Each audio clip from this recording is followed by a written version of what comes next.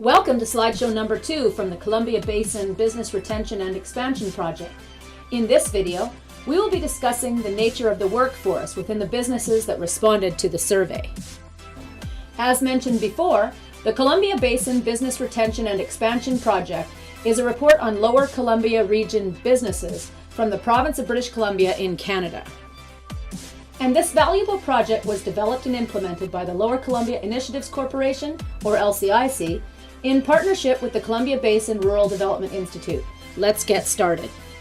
Of the businesses that participated in the survey, most of them were micro businesses. 70% of respondents had less than 10 employees.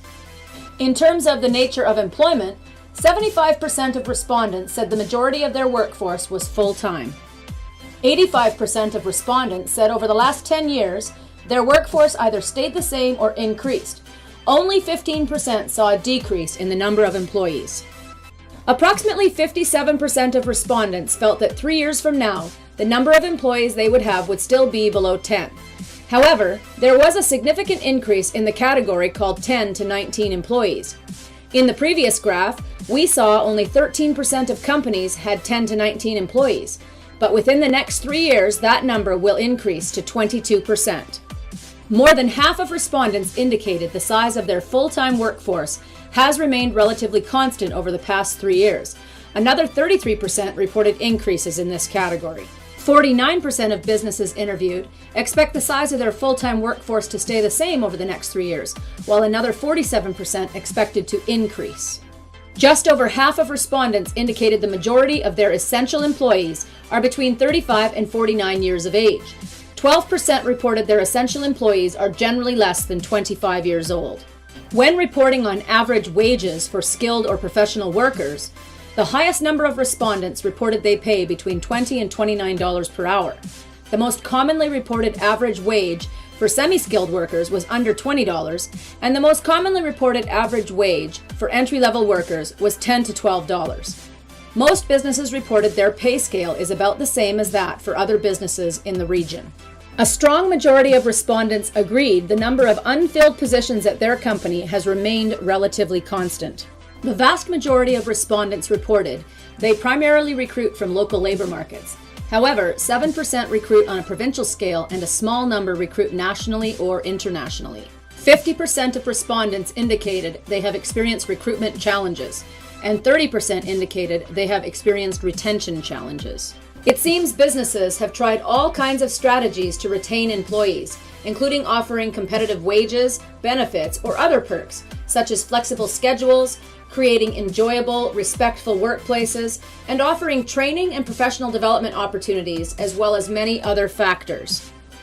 I know this slide is a little bit difficult to read, but it should come as no surprise that the current recruitment areas of the respondents to the survey covered every industry under the sun, including professional positions, sales and service, trades, technical positions, and healthcare professionals, to name but a few. And the same, of course, is true for future recruitment areas. Companies in the Lower Columbia region are going to be needing employees from every industry imaginable. Over half of respondents indicated the majority of their workforce is comprised of skilled professional workers. 33% said the workforce is mainly semi-skilled, and 15% indicated entry-level workers make up the majority of the workforce.